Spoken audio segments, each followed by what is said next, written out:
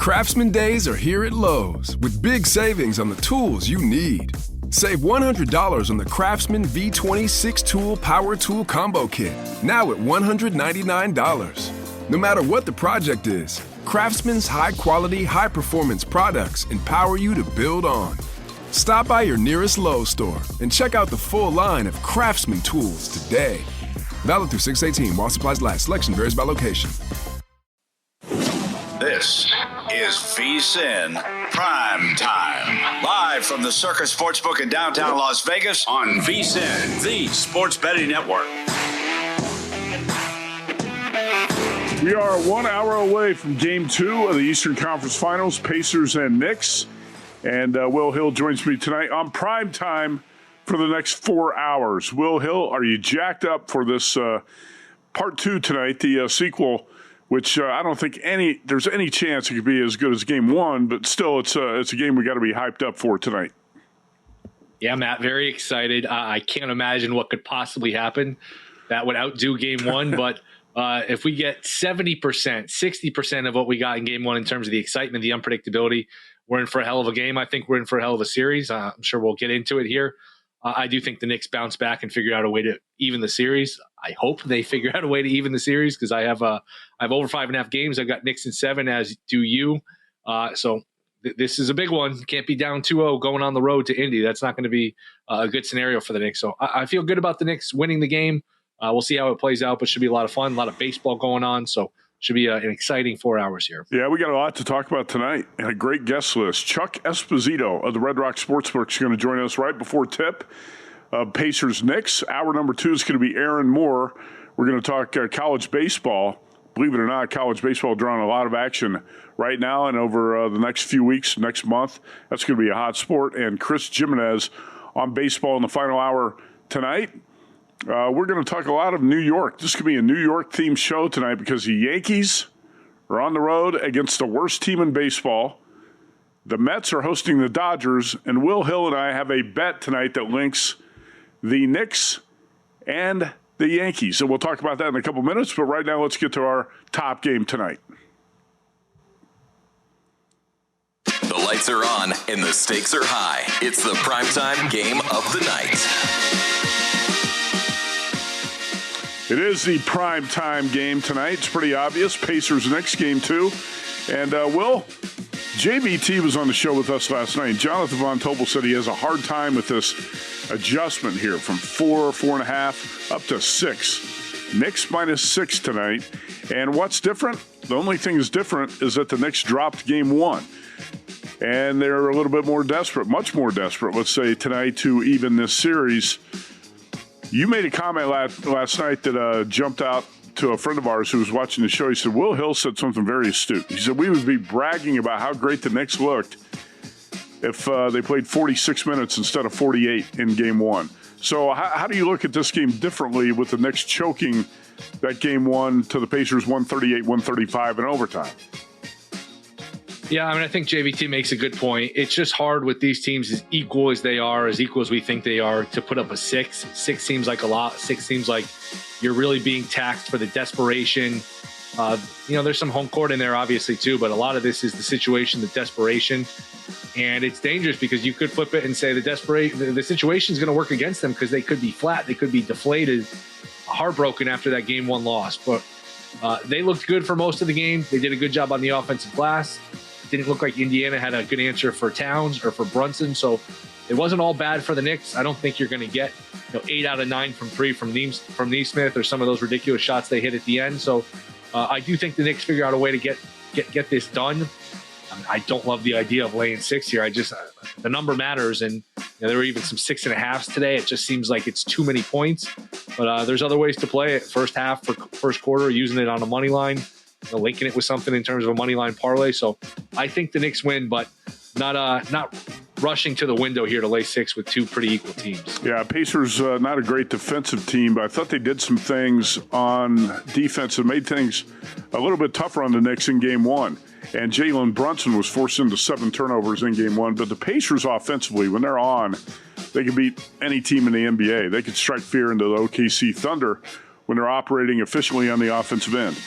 All right, so let's look at the inflation and the prices tonight. So the Knicks are 6-point favorites for the game. Will, most bettors are going to look at this and say, Knicks are going to come out with a lot of urgency tonight after they blew that game one. Others might say, well, there's going to be a hangover effect from how the Knicks lost the series opener. Tonight, in the first quarter, the Knicks are 2.5-point favorites. In the first half, they're 4-point favorites. Did you consider playing first quarter or first half in this game? I did, but again, it's being taxed to the point where I don't like laying 2.5 and a quarter. A lot of times it lands on 1 or 2 or it's tied. It's just very hard to get margin in a first quarter. The 4 is being taxed, the 2.5 is being taxed. So for years, this was a good angle. The desperate team, you take them in the first half, the first quarter. That's where the desperation plays out. We're just at the position where you're being priced out of it. Again, price matters. And 2.5 for a quarter, 4 for a half. That's just a lot to lay. So I like the idea of it, but I just don't like the number. 273 total points were scored in game one. 23 of those were scored in overtime. So you hit 250 at the end of regulation. How do you feel about the total of 224.5 tonight? The over or nothing. I thought the pace was really good. I know there was a lot of ridiculous shot making and a lot of impressive shot making, but it didn't seem like an accident. These teams looked like they were both getting good looks. Like I said, I don't think Indy has a good answer for Brunson or Towns. I thought a lot of Indy's offense seemed pretty easy. There were a lot of times where these teams were just trading buckets, and it didn't seem fluky. It seemed like the pace was there. The offense was there. I'm sure the defense will be cleaned up a little bit, but it's hard to watch game one and really want to bet the under. Jalen Brunson's points prop tonight. And again, Brunson had 43 in game one. Again, he had the 7 turnovers to go with it, but 43 points for Brunson and 35 for Karl Anthony Towns. Points prop tonight, 29.5 for Brunson. At DraftKings, the tweet went out today that public expecting another big Jalen Brunson performance in game two. 84% of the bets, 93% of the money on Brunson over 29.5 points, and that's at minus 125 tonight. Well, when you look at the two big guns for the Knicks, you got to start with Brunson and Karl Anthony Towns. I feel like Brunson's probably going to be a good bet to go score 30 in basically every game in this series. The Pacers really don't have a defensive stopper for him. What do you expect from Brunson tonight? Yeah, I think you said it well. Pacers don't have a great option for him. He's just going to get to the free throw line, especially at home, especially in the series where they're trailing. I know that there's look, it's not the David Stern NBA. We talked about that last night, but there's still some human nature that kicks in where the refs are going to probably give the benefit of the doubt to the team that's home, the team that's trailing 1-0 in the series. It's just the nature of the playoffs at times, and Brunson just has his way. You and I both love his game, loved him in college, overachiever, gritty type of player. But he does everything in his power to get to the free throw line. He exaggerates the contact. Mm-hmm. He uses people's momentum against them. He'll stop on a dime. He has all the tricks in the bag. So I would expect plenty of free throws, plenty of scoring. So yeah, last night we talked about Anthony Edwards as an over bet, and neither of us bet it, and it hit. I'm not going to let that happen tonight. The more we're talking about this, I'm actually going to bet Brunson to go over the points. I'm not leaving a winner on the table. You know what? Right. I can live with losing the bet. Sometimes when you leave a winner off, it's almost worse than losing a bet, even though it's not logical. You don't actually lose any money. It's frustrating sometimes when you leave a winner off the card. Well, we did talk about playing that Anthony Edwards prop over 25.5, 26 last night. And, of course, we were busy hosting the show, never got the bet in. No excuses. The bet was an easy winner. Let's talk about the T-Wolves, because you and I were discussing this after the show briefly last night. Game 3, after 2 blowouts, at least that's the way the games ended, in OKC, we shift to Minneapolis. And you got to think, if there's any spot where you're going to bet the T-Wolves, this is going to be it in Game 3. You're down 2-0. This is going to be your desperation spot.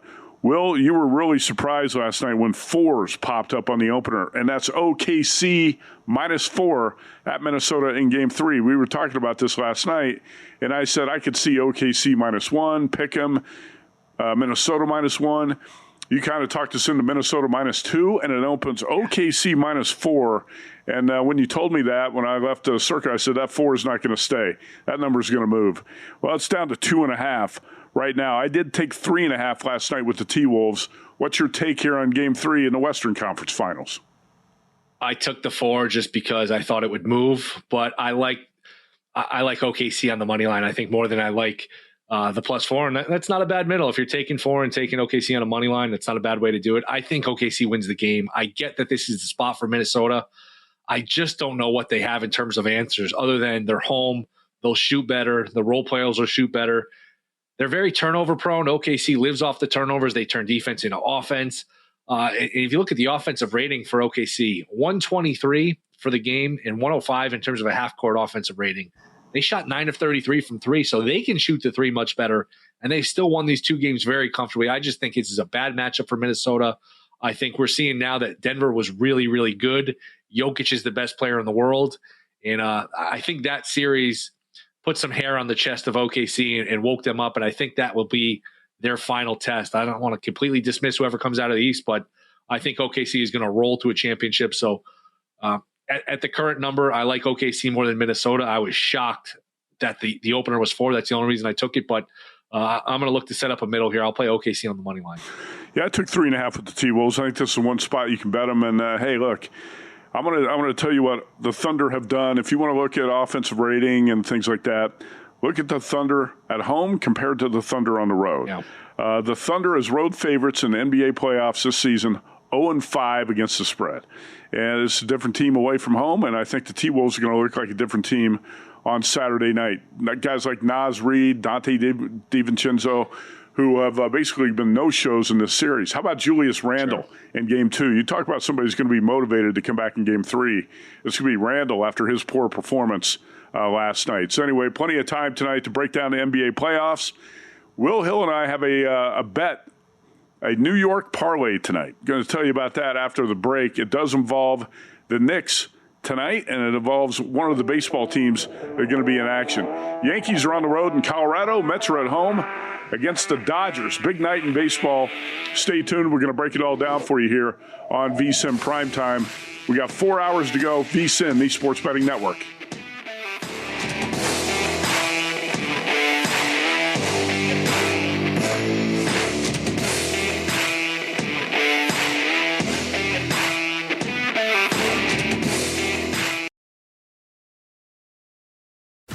If you work in quality control at a candy factory, you know strict safety regulations come with the job. It's why you partner with Grainger. Grainger helps you find the high-quality and compliant products your business needs to inspect, detect, and help correct issues. And the sweetest part is, everyone gets a product that's as safe to eat as it is delicious. Call 1-800-GRAINGER, click Grainger.com, or just stop by. Grainger, for the ones who get it done.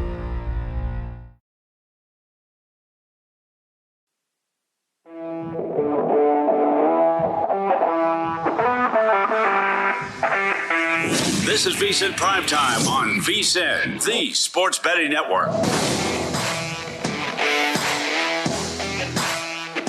right, welcome back to Primetime. Will Hill at his home in Connecticut. Matt Youmans here at the Circus Sportsbook, and it's going to fill up tonight. It is not yet. Fans trickling in, but the book's been packed for these NBA games the past couple nights, and I suspect that's going to be the case tonight after what happened with Pacers Knicks in Game 1. Will, we're also going to have some bettors in the book tonight to play baseball. We got a strong card tonight, and New York teams are featured. Mets and Dodgers are underway at Citi Field in New York. Let's talk about the Yankees taking on the worst team in baseball. Yankees are 30-19. They've won 4 in a row, and they go to Coors Field tonight to face the Rockies, who are 8-42, and 23 games out of first place in the National League West in late May. Already 23 games out, 8-42, and 5-20 at home, 3-22 on the road. Clark Schmidt goes tonight for the Yankees. So, Will, you and I talked about this. You kind of talked me into it last night. The New York moneyline parlay here. I don't want to lay the points with the Knicks, but I do think the Knicks are going to find a way to win this game tonight. It's probably not going to be fun as we sit here and watch it for 2.5 hours. It's going to be back and forth, and that Pacers offense is always dangerous. But how about Knicks moneyline parlay with the Yankees on the money line, and laid the Circus down to -280 on the Yankees. When I bet this, it was -292. So the parlay came out to about -115, right around that range. And it's Yankees, Knicks, moneyline parlay. Did you make the play tonight? Me and you were riding together. What could possibly go wrong? Yeah, I bet it. So it should be fun. If you're looking for other ways to play the Yankees, DraftKings has some good markets. Yankees are plus 135 to score a run in the first inning. They're plus 330 to hit a home run in the first inning. So, again, you have to come up with unique ways to fade the Rockies, or maybe you don't. Maybe you just say, I'm okay laying the minus 290, minus 300. It wins often enough where it's profitable, and it certainly has been profitable so far this year. But I feel like they're just going to make it harder and harder to lay these money lines fading the Rockies. But I'm with you here. Knicks win, Yankees win, and we'll both be happy. Yeah, you're seeing run lines out there of minus 3.5 on big favorites against the Rockies. Just played the Yankees to win this game at minus 292. Parlayed it with the Knicks at minus 240. You're going to find the Knicks right around, Knicks right around minus 240, minus 250. So you're going to lay about minus 115 on that parlay. Clark Schmidt goes for the Yankees tonight. He's been pretty good, not great.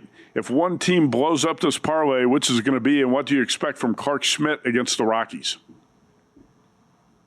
Smith's been okay. Who knows in Coors, anything can happen. I think if I was worried about one team, I would just worry about Indiana coming out hot, hitting a bunch of threes. Knicks deflated after game one. I'd be more worried about the Knicks than the Pacers. I think the Yankees will take care of business against the Rockies. A lot of confidence in the Yankees. How about you? Huh? I'm a little bit concerned about the Yankees tonight in the season opener, or the series opener in Coors. I don't have a lot of faith in Clark Schmidt in this venue. He's pitched 32 and 2/3 innings this season, allowed 5 home runs. Doesn't have great numbers across the board. 1.29 whip, 4.41 ERA, 8.3 strikeouts per 9. I don't think he's going to dominate this Rockies lineup tonight. Cody Bellinger is not in the lineup for the Yankees. I got the Yankees lineup: Trent Grisham, Aaron Judge, Ben Rice, Paul Goldschmidt, Jason Dominguez, Anthony Volpe, Austin Wells, DJ LeMahieu, Jorbit Vivas. The lineup tonight for the Yankees. Not bad, but no Bellinger tonight. I just don't have the utmost confidence in Clark Schmidt. I think he's good enough. I'm going to say the Yankees win this game, but we're going to have to sweat it out. Will, I'm going to say it's going to be something like 7-5. What do you think? Yeah, that's about right. I could see that. I would never. I don't think. I know it was 2-0 yesterday. I went way under. I don't know how you play an under in Coors with how bad their pitching is. I know they can't hit also, but just feels like that's a maven for runs. And how about the team total now for the Yankees? 7.5. So they're basically saying it's a coin flip. Are they going to score 7 or are they going to score 8+? So that's another one. 8's a lot to expect, but you are the road team. You are getting your full 9 at bats. I would want no part of the under, but the 7.5, like these other lines when it comes to the Rockies, are getting expensive. But if you want to know where the money's really going, unlike other sources, our betting splits come straight from Circa and DraftKings Sportsbook, giving you insight into where the sharp action is landing. Circa is known for taking big bets from professional bettors, while DraftKings provides a broader market perspective. That means you're getting the real action, not just public money, but the kind of wagers that move lines. See the percentage of bets versus percentage of handle on every game across every major sport, helping you make smarter, more informed bets. Get VSiN's exclusive betting splits for as little as $9.99 for your first month at VSiN.com/subscribe. That's VSiN.com/subscribe. VSiN.com is a good place to go, Matt, when you're looking for winning information. Well, that was a very smooth segue. You're a true pro. All right, so back to the Yankees and Rockies game here. Let's talk about this 3.5 on the runs line. So if you lay the 3.5 of the Yankees plus 115, Circa actually, when I walked out of here last night, the Yankees was minus 300 here at Circa. Right now, minus 280. So as that indicates a little sharp money showing up on the Rockies today. There are pros out there that will take the ugliest teams on the board pretty much every day of the week and saying there's value. How about plus 3.5? Would you take plus 3.5 minus 135, or be more inclined to lay the 3.5 at plus 115? So lay the 3.5 at plus 115, or take the 3.5 and lay minus 135. I cannot lay. I don't care how bad one team is or how good the other team is. I cannot lay 3.5 in a Major League Baseball game. I cannot either. No, I can't. It's just insane. I would take the 3.5. And you win the game 8-5, and you still cover the 3.5. Winning by 4+ runs is a lot. I understand this team is on pace to basically be outscored by like 400 runs over the course of a season. That they're good for. There's a reason it's 3.5. They're daring you to take the 3.5, but I just think on principle you have to take the 3.5. Plus, if you're down 10 late, you get the touchdown, the extra point, and you cover with the back door. I mean, it's just crazy number.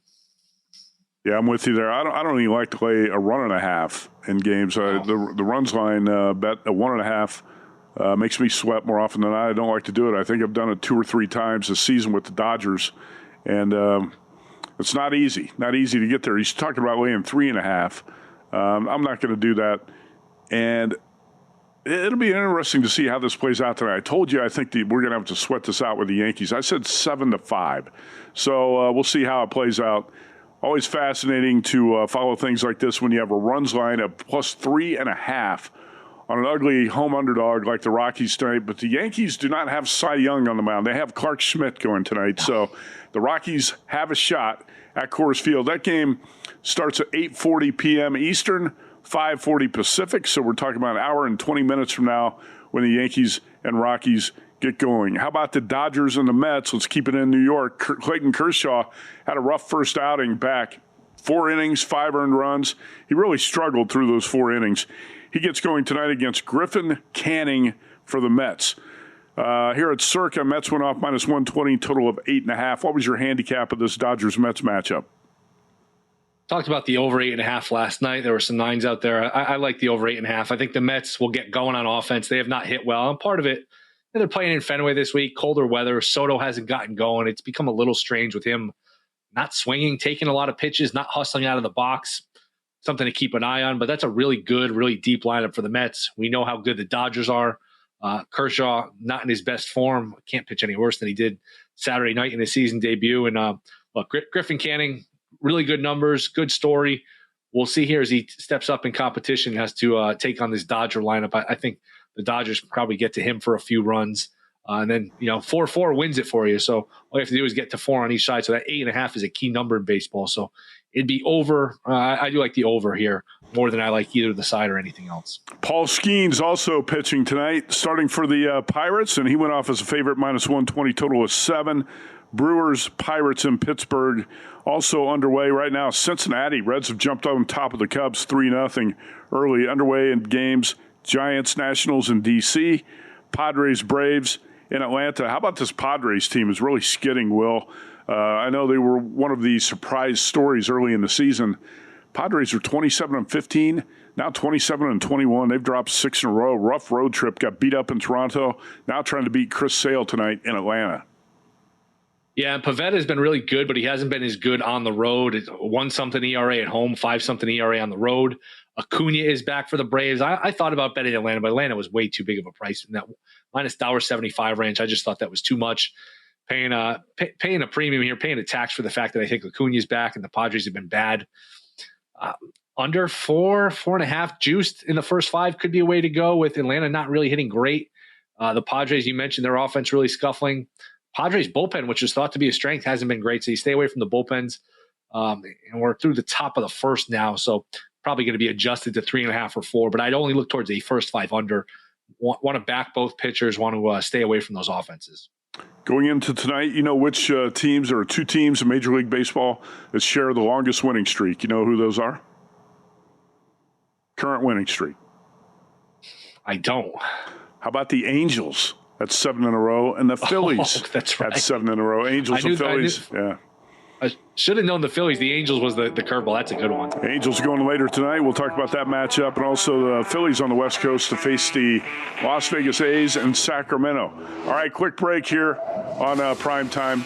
Will Hill and I back in a couple minutes. We're going to talk more baseball, more NBA, and more hockey. We got a game in Dallas tonight in the Stanley Cup playoffs.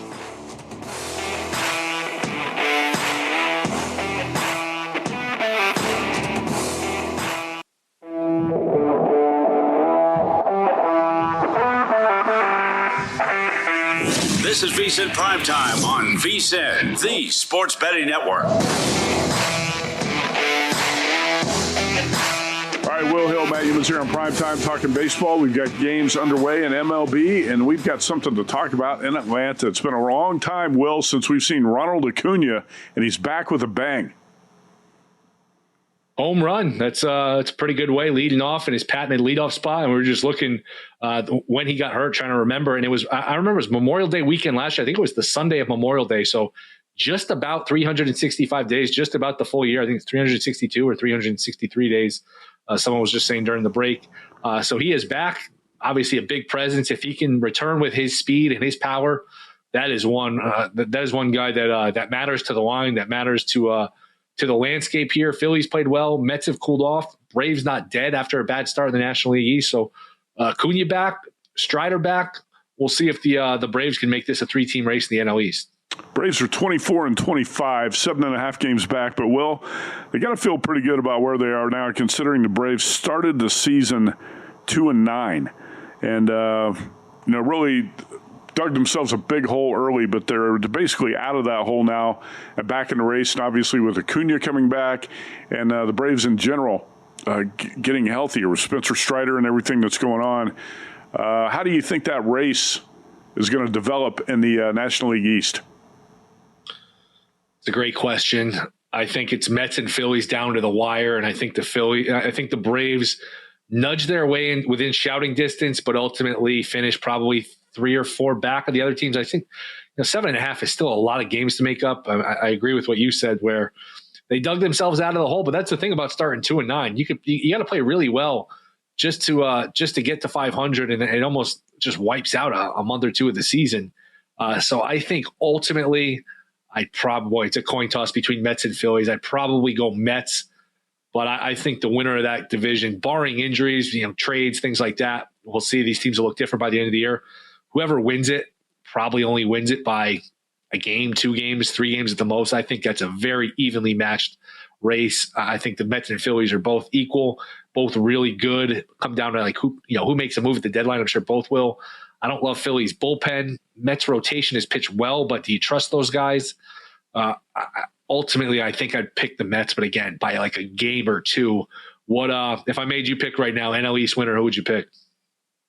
Probably go with the Phillies. I go with the Phillies, but like you said, it's going to be a race to the wire. I'm definitely not counting out the Braves now that they're out of that hole before the end of May. They were 2-9 and struggling, getting healthier. Acuna's back. I wouldn't be shocked. Braves wouldn't be the worst bet right now. If you played them to win the division, probably get a pretty good price on them. They've lost the last 2 to drop to 24-25, but I think this team's got a high ceiling. Phillies have won 7 in a row right now, so their price is peaking. Now's not the buy time on the Phillies. Have a 2-game lead over the Mets, 7.5 up on the Braves. It's a 3-horse race in that division. Nationals and Marlins going to be out of it, fading fast. It's interesting. The Phillies are 14 games over, Will, and Bryce Harper has been off to a slow start, so I think that's probably a good sign for Philadelphia. Yeah, Trey Turner hasn't had a great start. Yep. Obviously, Schwarber is just an old school walk, home run, analytics darling in terms of that. Doesn't do much else, but that's enough.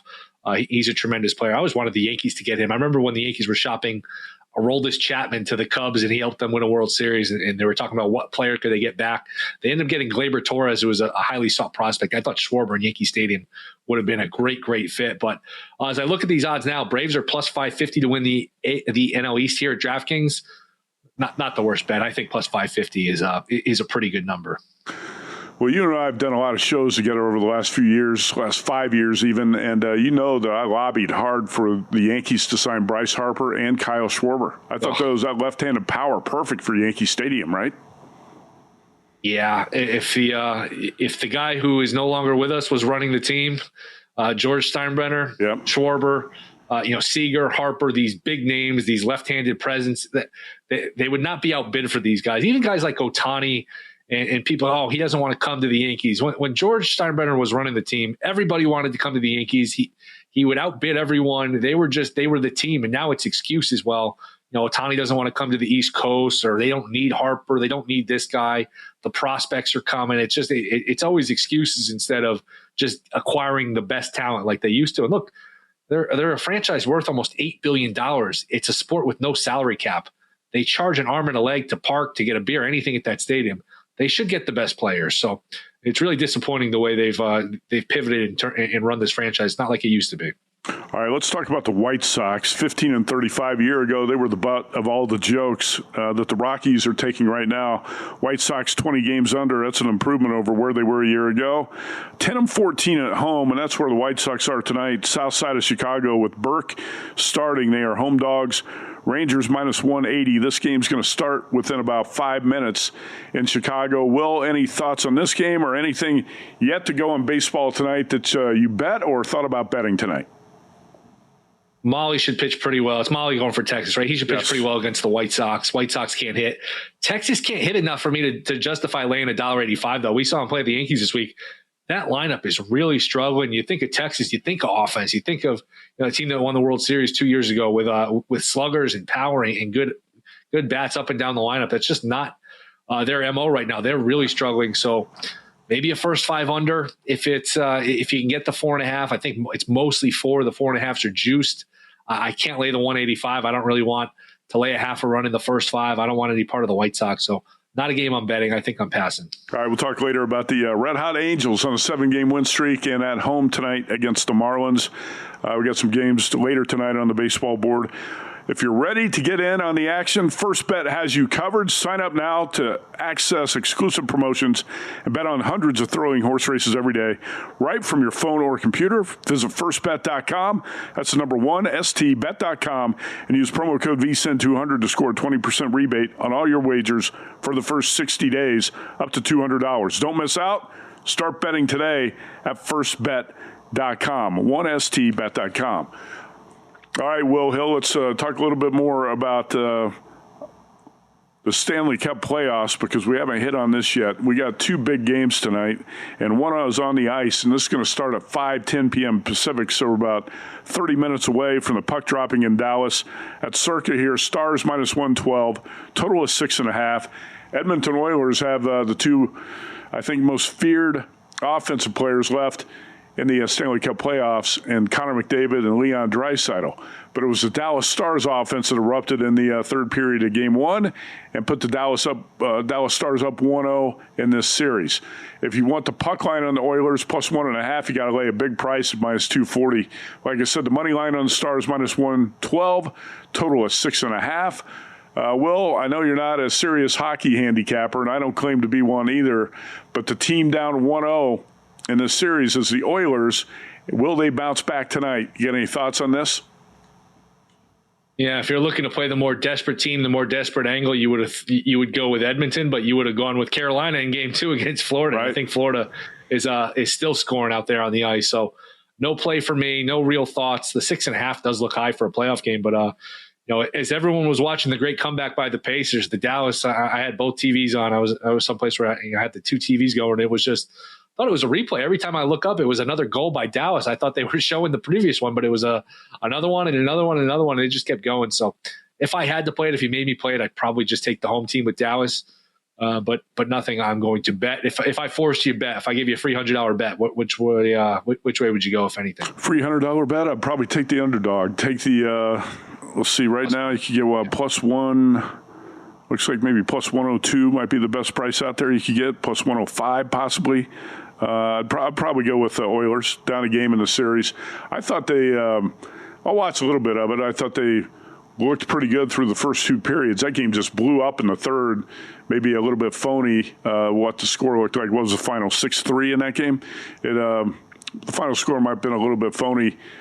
It wasn't indicative of how the first 2 periods played out. And I got to tell you, I was pretty impressed by the Edmonton Oilers and what they did to the Vegas Golden Knights in the previous round. So I think this team that went to the Cup final last year and lost to the Florida Panthers in 7 games is one you cannot write off and be a dangerous underdog tonight. So if anything for me, it'd be probably Edmonton. It's just one thing when you look at these puck lines in hockey, you really can't take plus 1.5 and lay a big price because of the thought or the threat of empty net goals at the end of these games. You can't lay 240 on the puck line, can you? No, absolutely not. In baseball, you take that 1.5, and if you're the road team, the home team doesn't bat in the 9th inning necessarily, or if it's tied going into extras, as soon as they get 1 run, the game is over. That 1.5 is extremely valuable in baseball. It doesn't have the same effect in hockey. I completely agree. So Dallas Stars won the first game of the series here with the Oilers 6-3. They scored 5 goals in the third after Edmonton took a 3-1 lead into the third period. 6-3 was the final in that series opener. All right, we're going to talk more Pacers Knicks. Why not? Will Hill and I both said Game 1, one of the 5 best NBA playoff games we've ever seen. What can they do tonight in the sequel? We're going to hear from Jalen Brunson of the Knicks and how this team could possibly bounce back from that debacle, that choke in the series opener.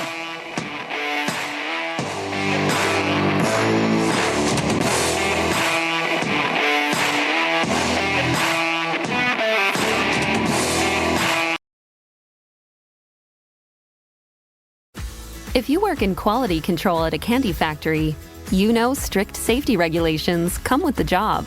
It's why you partner with Grainger. Grainger helps you find the high-quality and compliant products your business needs to inspect, detect, and help correct issues. And the sweetest part is, everyone gets a product that's as safe to eat as it is delicious. Call 1-800-GRAINGER, click Grainger.com, or just stop by. Grainger, for the ones who get it done.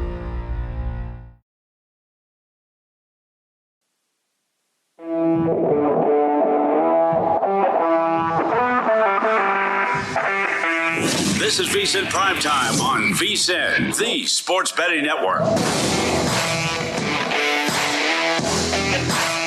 right, we're getting closer to the tip at the Garden between the Pacers and the Knicks. We'll talk about that game a little bit. But right now, if you come down to Circa Resort and Casino, check this out.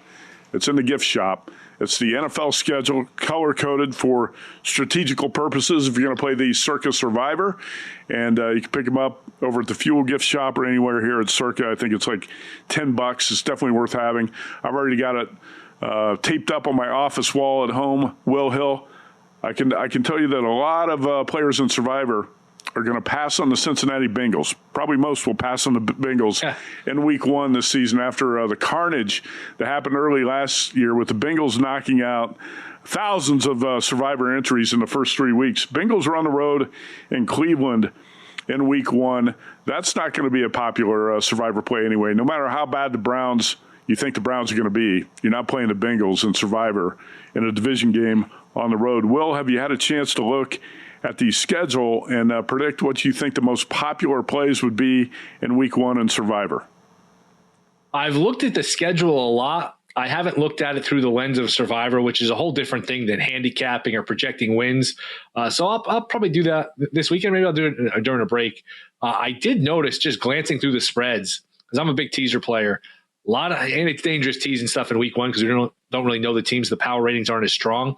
But a lot of 1.5, 2, a lot of those games, basically toss-ups in that teaser range. I was thinking this, though, in terms of that the big contest for Survivor. I wonder if you'll get a lot of professional players, a lot of professional money, waiting to see if Philly gets upset on that Thursday night. And if they do, then they'll enter figuring, all right, now there's some dead money in there. Now there's some value, because I think you can wait until that first Sunday of the NFL season. So I wonder if you'll have some people. Now, again, talking about $100,000, it's not like everybody, that contest is for everybody. I understand that. But does that make sense to you that if you have the money, you know what, you wait, if Philly gets upset and now you fire, and then if they don't, maybe you set it out. I wonder if some people will adapt that strategy. There's going to be a lot of late entries in these contests, no question about it. It makes more sense just to wait closer to the deadline to put in your entries. Now, some people are going to want to enter now, put their entries up on social media and brag about it to get attention. So if you're trying to get attention, you enter now. If not, it just makes sense to wait later. I don't know. I don't think many contestants really play that opening Thursday night game, do they? I think that's going to be a lightly played game. I don't know. With a 7-point spread, there's not that many big spreads on the board from what I remember of just glancing at the line. So you probably get some. Yeah, you'll get some, but you don't get many who play the Thursday night game typically. You did have some take the shot, remember, on the Lions at Kansas City 2 years ago. They won. And that's when the Chiefs had Travis Kelce and I think Chris Jones both on the sideline in that opening Thursday night. Two of the best players did not play, so there were some who took a shot with the underdog Lions on that opening Thursday night. I do recall that. I'm actually giving the Cowboys a decent shot to pull the upset in Philadelphia. I'll be taking the points with the Cowboys in that game. I'll give you two that I think are going to be popular. And this is a division game, so it's a bit risky, but how about the Commanders at home against the Giants? I think that'll be a popular play. And how about the Broncos at home against the Titans? Did you buy either one of those? I like both of them. I think that's a really tough spot for a rookie quarterback to go against that defense. I think they got a shot to have the best defense in the league. That's a tough place to play, especially in September with the elevation, with that defense. We saw Bo Nix struggle last year in some hostile environments. I think his first game was at Seattle, then they played Pittsburgh, and they were 0-2, and he didn't look good, and they didn't look good. The schedule matters. A soft landing matters for a rookie quarterback without a ton of weapons. So which one would I prefer? It's tough because I don't know how much Denver is going to score. It's a lower scoring game. And then you want the strategy of, who are you saving, things like that. I'd probably go with Denver just to fade the rookie quarterback on the road. Yeah, that's kind of the way I'm leaning as well. But we got 3 months to think about that, 3+ months before we get to week 1 of the NFL season. Again, you can pick these up, these color-coded schedules in the Circa gift shops. I think, what'd you say, Justin? $10 for the small size and $30 for the big size? $10 and $30 for the supersized. That covers your whole wall, your whole bedroom wall. All right, Will Hill, any takeaways from you last night? We listened to the videos. We watched the videos of Follow the Money, Mitch Moss, Paul Howard with Derek Stevens, Jeff Benson, Mike Palm. Aside from Jeff Benson looking very small, sitting in between Derek and Mike, who I said looked like Andre the Giant and Shaq. Very unfair to make Jeff Benson sit on that shoebox last night. He took a lot of crap on social media about it last night. But $22.5 million in guarantees in the 3 Circa football contests, biggest football contest in the world, the Circa Million. Guarantees $6 million, Survivor $15, and the Grandissimo $1.5 million. So 22.5 total. Any thoughts? Any more thoughts from you, Will Hill, on the big contest announcements by Derek Stevens and company? No, but just talking these contests, talking football, it's sometimes when you're hungry and you see the commercial for one of these fast food places or some of these food channels, it just whets the appetite so much where. Look, I love baseball season, love the NBA playoffs, NHL playoffs, but it does make you excited for college football to be here, NFL to be here. And I was thinking about this. Once the NBA finals and NHL final, Stanley Cup final come to a conclusion, like 5 weeks to the Hall of Fame game. So we're getting there. I'm excited for it. Like I mentioned yesterday, the Survivor is the best one because you can dream. It's simple. It's one winner a week. And as long as you're alive, you're technically in first place. You're the chip leader. So should be a lot of fun. I'm looking forward to it. Yeah, Survivor is the simplest and I think most popular of the contests. Going to stay that way, you would think, and that's $15 million guaranteed. A year ago, Derek Stevens guaranteed 10. It brought in 14.2. So you say, well, that's not a big. $5 million is a big boost in the guarantee in that contest in 1 year. Edge Boost is the first ever bank account built for bettors, ensuring all gambling transactions are approved, no usage fees, no minimums. Earn cashback rewards, 100% approval for all betting deposits. Sign up today at edgeboost.bet with promo code PRIME. Deposit $25 in Edge Boost will match the deposit. edgeboost.bet. All right, can the Knicks bounce back from that choke in Game 1 of the series? Up 17 points in the fourth quarter, up 9 with a minute to go. Defied all odds what happened in Game 1 at the Garden. It was like a movie with that Tyrese Halliburton shot bouncing high off the back of the rim, and it drops through, and the Knicks get stunned in overtime, 138-135. Jalen Brunson, who had 43 points but also 7 turnovers, talked about how the Knicks can bounce back from that disappointment. In the playoffs, when you win, it's the best thing ever. When you lose, it's the worst thing ever. And so the best way to deal with all that is just stay level-headed and making sure we have each other's backs. Will Hill, do you think there's going to be a hangover from what happened in Game 1, or can the Knicks shake this off? Are you more inclined to think it's a slow start and a hangover, or the Knicks come out with a lot of urgency in the first quarter, first half tonight? The latter. It is in the back of my head. We talked about yesterday, the Freddie Freeman Grand Slam where the Yankees never got off the mat. It was such a devastating loss, and that really ruined the series, skewed the series. It's in the back of my head, but I ultimately think Knicks are a tough team. Thibodeau's a tough coach. It's only Game 1. They played well for most of it. They're home. The crowd won't let them be flat, deflated. I think the Knicks will come out and play pretty well tonight. Knicks in that first game shot, 11 for 34 from 3. The Pacers, 15 for 37, but of course the Pacers had Aaron Nesmith go berserk and hit 8 out of 9 threes. Even though the Pacers made that comeback to win Game 1, it feels like, is this accurate, Will? Do you feel like a lot more of the talk's been about the Knicks before and even during this series? Pacers kind of get overshadowed, don't they?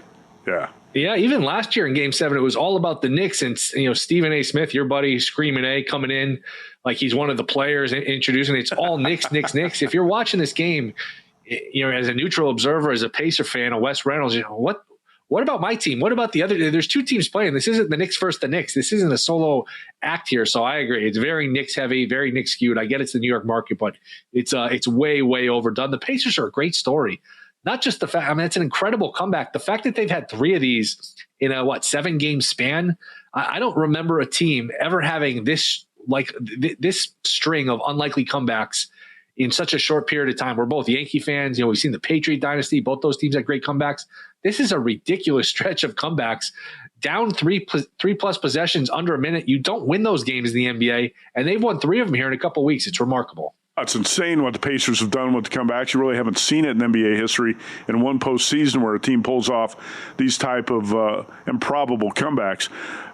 Dig into the box score in Game 1. Each team shot 51% from the field. But, Will, aside from the breakdowns late in the game, the Knicks can look at 12 missed free throws and 15 turnovers, including 7 by Brunson. So there's a lot they can clean up that the Mets made a mess of in Game 1 before he even got to the final 2 minutes of regulation. 17-point lead in the fourth quarter, and the Knicks blew it. 9 points up with a minute to go. That should never happen. We'll see if the Knicks are resilient and can bounce back tonight. We're getting close to tip at the Garden. How about Jeff Sherman, NBA odds maker at the Westgate Superbook? He's going to join us next. We're also going to hear from Chuck Esposito of the Red Rock Sportsbook in the next hour. A lot going on tonight in hoops and hockey. Stay tuned to the Sports Betting Network.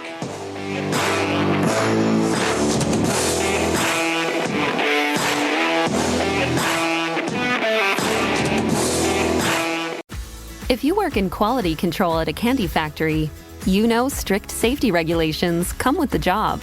It's why you partner with Grainger. Grainger helps you find the high-quality and compliant products your business needs to inspect, detect, and help correct issues. And the sweetest part is, everyone gets a product that's as safe to eat as it is delicious. Call 1-800-GRAINGER, click Grainger.com, or just stop by. Grainger, for the ones who get it done.